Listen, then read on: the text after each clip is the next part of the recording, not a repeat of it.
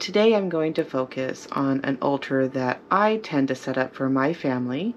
So we are a blended family, and so all of that comes in to this space. So my partner is a descendant from Norway, and so we always bring in a bit of that family tradition. And here we have a Santa Claus that we have kind of altered a little bit to fit whatever needs that we have. And then we also bring in some modern pieces. So these little glass evergreen decorations are something that we both picked out a few years ago, and this year we decided to go ahead and bring them over to our altar just to bring some of that playfulness that we both have. And we don't want to forget about our beautiful altar cloth.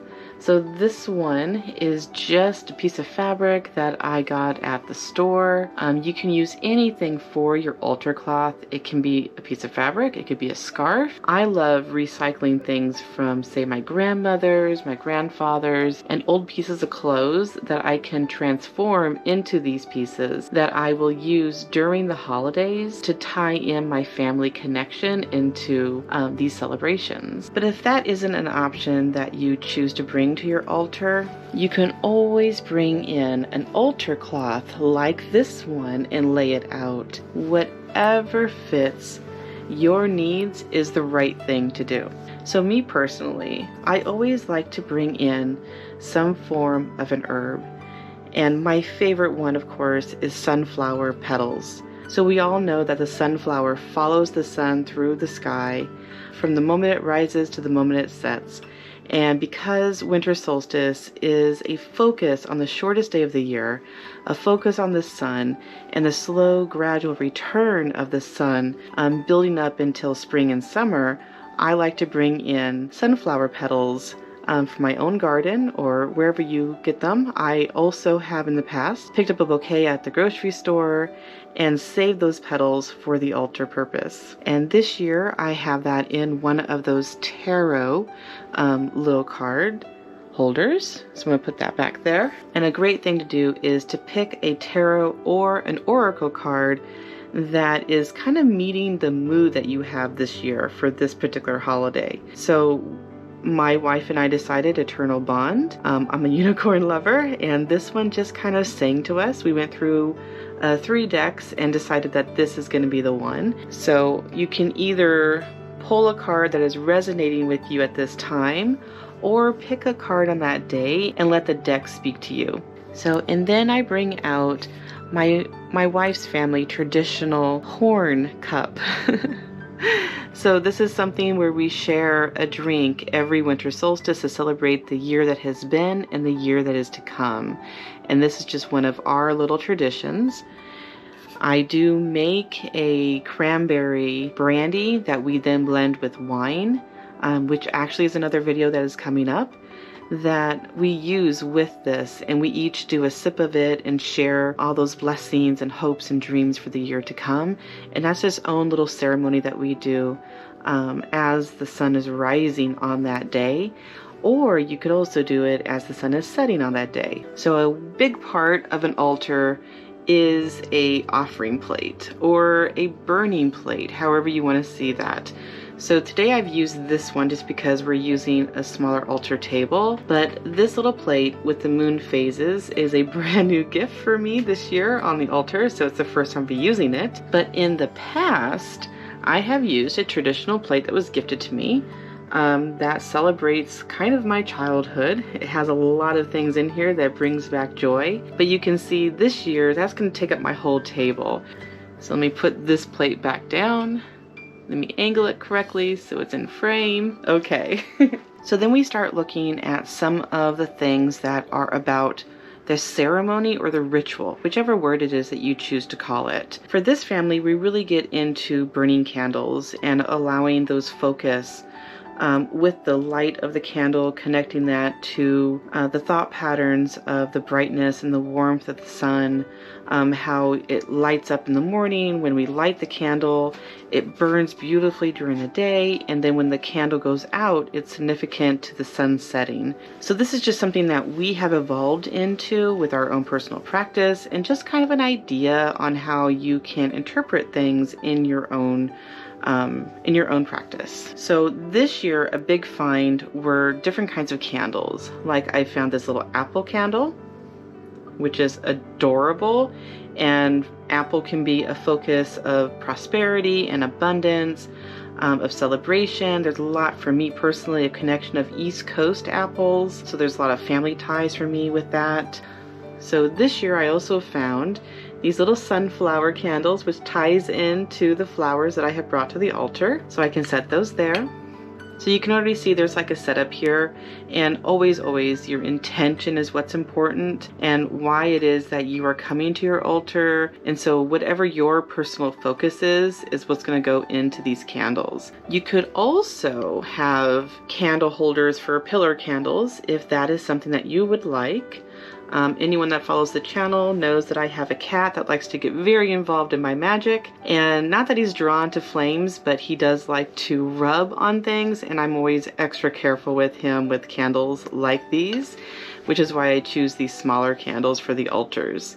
But if that is not a concern for you, having candles like this and getting into anointing them and dressing them with oils and plants and whatever, or just holding them and charging them with your energy, there's lots of different things that we can do with candles like this that can be incorporated into our altars, into our magic, just into our general practice. And always have fun with the colors that you're bringing to your altar. I grabbed these just because the gold, the sun, a lot in my family focuses on this color for winter solstice.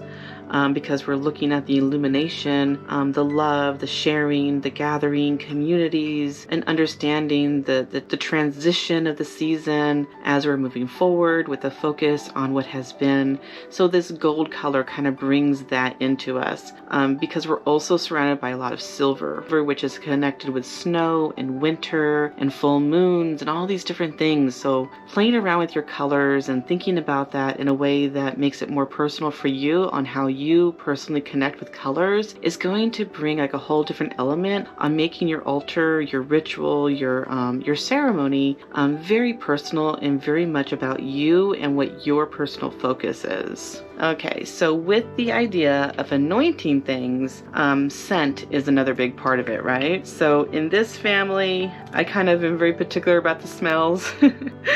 And my family has a lot of connection of the East Coast as well as the West Coast. And so I bring in cedar wood for the East Coast, lime for the West Coast, and then pine, which is something that was important for my family. We did a lot of outdoors things. And so these three smells together really bring in this winter connection, the family connection, and we can always make a room spray, which is going to carry these smells into the room every day.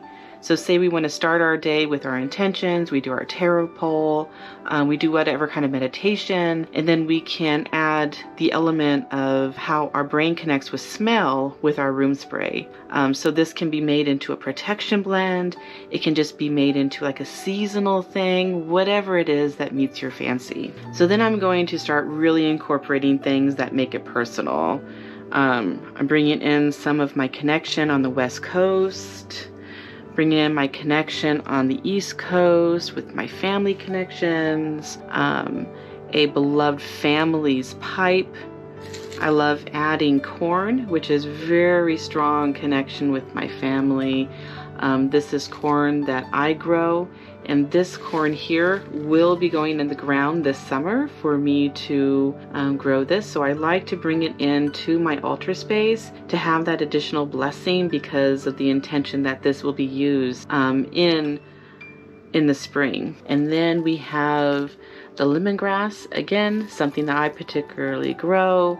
Lemongrass in winter solstice is a big deal. One of my grandmothers, we used to make an herb blend that would be turned into a house and floor wash. Lemongrass was a big ingredient in that, and it was something to help wash away anything that was no longer needed or wanted, while bringing in an opening space for things to come that would help our family, that would bring joy, all of those good things. And so I tend to like having a lemongrass braid that I've made myself to burn here, but I also do follow that tradition by cleaning my house with lemongrass and getting all those really good smells going in my floors and my walls, and just doing that really good deep clean, which is a tradition that I just grew up with. If that's something that fits you, then great, go at it. So, and then other things that you can add is any kind of stones that you would like to bring in. I love this carnelian stone.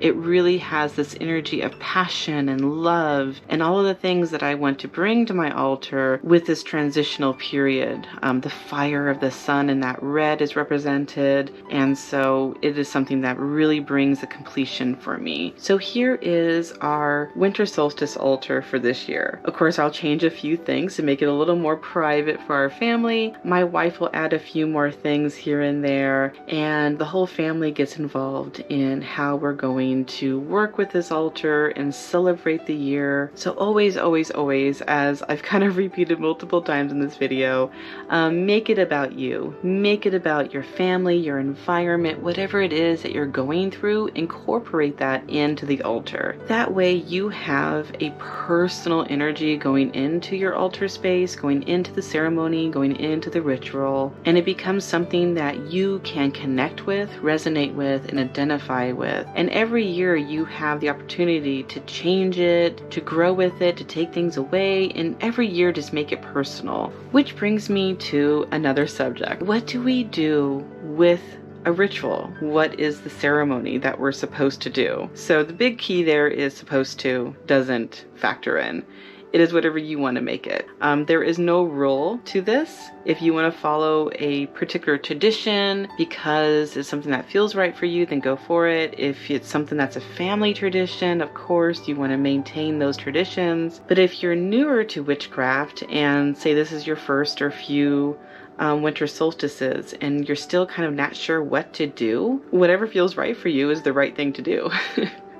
So you can go online and you can explore what other witches do. You can explore poetry, you can explore all kinds of different things, or you can go to your library or your bookstore and look into things that you have there that might resonate and fit perfectly for you this year for winter solstice or Yule. So one of my go-tos is always incorporating some kind of poetry.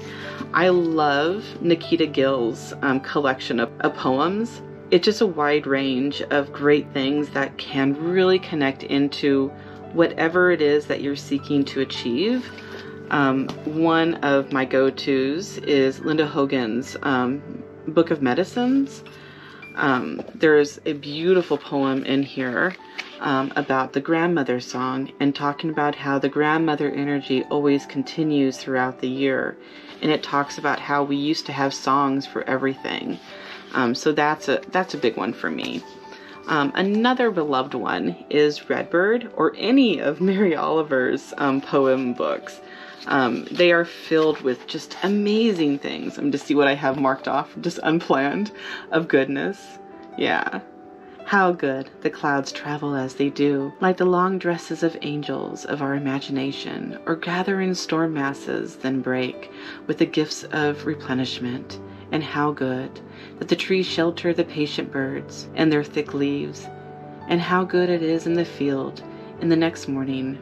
Redbird's frolic again, his throat full of song. The point of bringing like a poem into your ritual space is, of course, that meditation that comes in thinking about what it is that you're reading, how it ties into what you're feeling, what you're experiencing this season, this month, and just bringing that like all in is the way that poetries work. A lot of us also can do that with a song. We can do it with an art piece. We can do it with all kinds of things. Whatever it is that inspires you is the right thing to incorporate into your ritual or your altar or your ceremony. So there's also all kinds of books. So these are just a couple that I just grabbed off the shelf. I didn't really pay attention, but you can get into any kinds of books that talk about different traditions around the world, different things that we can look at that can give us ideas and inspiration on how to celebrate various holidays, whether it's an equinox or a solstice throughout the year, that might resonate with your ancestry, your family, where you live, or any of the number of things that will make it special for you personally. And then of course you can always go and find recipe books that are focused on witchcraft. So I have noticed that in the last year or two, witchcraft cookbooks have become really, really common.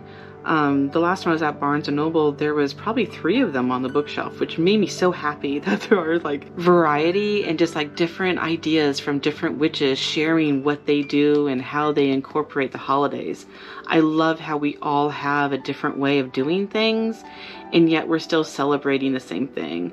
It's so much similar to like how we all have a birthday and we celebrate our birthdays in such different ways. And all of that is just a beautiful thing to celebrate who we are and how we live and where we are in our life. And it's always whatever is right for you in that moment is what is right to do. And part of bringing that kind of simplistic self-inspiration into your altar, into your ceremonies, is the ultimate way of bringing self-love into your practice, into your witchcraft, which will really manifest whatever the energy is that you're seeking to share in celebrating the sun's movement through the sky, or say it's a full moon, or any of the other things that we celebrate. Bringing our true self into it, where we are right now, is a really good, powerful way to celebrate life, to celebrate who you are and where you are today in connection to whatever holiday it is. So yeah, so these are some really fun books. This is a really old one. I don't even know if it's available anymore, from Marion Green. This is a great one, but there's so many different ones. And if you don't have access to library, or maybe you're tight on funds right now, the internet is also a great resource to find a number of things. Okay, so let's get an idea for, say, a smaller ritual. Say you don't have an altar space. Let's say that all you have is a dish that you got at, say, the Goodwill or something, and you're not really sure like what to do. Say you live in a place where you can't burn candles or whatever. So you can fill this with water. Fill it with some herbs and sit and hold it between your fingers. Focus on it. Bring that meditation of the season and all the things that we just talked about. Like all the things that you're feeling this year, all the things that you're hoping for the year to come, and just really focus on that. And realize that when you're doing that focus, those thoughts turn into energy that is then moving into these plants, into the water. And you can take this then, say at sunrise or at sunset, depending on when you do this, you can then bring it out and pour it into the earth as a way for the earth to receive whatever energy it is that you are seeking to put out. So it can be as simple as this, or as elaborate as the altar that I shared, or even more elaborate, say you turn your whole house into it. So you can be as simple as you want, or as explosive in like your celebration of it as you want. There is no limit. Whatever meets your goal right now is exactly the perfect thing right now. Or you could set up something like this with your candles on your dish. You can still put water in there. Once the candles have been affixed to the bottom, you have your herbs, the same idea. But now we can add the element of fire. So when you're doing things like this, you are pulling in all 5 of the most basic energies that we talk about, where it's earth, air, fire, water, and self. So self being your energy. The candle itself is the earth. Of course, the flame is the fire. The smoke is the air. And what is melting can be water, or if you add water down here, allow it to come together. And a beautiful element that you can do if you want to add the extra, if this is filled with water down here on the bottom, the wax coming down can be an added element for your ceremony of divination. So you can read how the wax is dripping and what shapes it makes, in the same way if you were to do a tea reading. So just for fun, let's light this as I continue chatting about this topic. There we go. So here I chose the orange, the yellow, and the red, because all 3 of these, for me personally, represent sunshine. They represent the 3 modes of the day. So we can have the orange colors that light up the sky when it's just rising in the morning, the brightness of yellow throughout the day, and then those red hues that happen at sunset. So we can focus on all of these. Another thing you could possibly do is, if you had 3 candles like this, you could light one for sunrise, one for noon, and one for the sunset. And because winter solstice is the shortest day of the year, this can become an all-day focus for you if you have the time and if you care to do that. Allowing each candle, when it goes into this water, to be a divination of talking to you about the different things that are going on and what your ancestors or what the energies are communicating to you. And if you choose not to do that, you can just allow them to burn, appreciating the beauty of candles, the beauty of herbs and water, and the beauty of your witchcraft in whatever way it is that you are seeking to celebrate this year for winter solstice. The most important thing is understanding why you're doing the things you're doing and how they connect with you personally in your life and in your practice. Which is why we don't always want to take something just directly out of a book, because that's going to be another witch's interpretation and sharing of what is going on in their own life. When we do things like this, when we allow ourselves to just kind of be playful and explore and be artistic or be a minimalist, whatever it is that you're seeking to fulfill your joy right now, that is always going to be the right thing to do. And as I said, adding a poem, finding some kind of a spell work if you want to add your divination, if you're looking to maybe read something about one of the many traditions around the world and what they do during their solstices, whether we're on the summer part of the hemisphere and how it's summertime right now, or the northern hemisphere where it's winter. Like allowing yourself to just kind of focus on both of those, or focus on your own area, or focus on where your ancestors are from and what maybe they did during their holidays.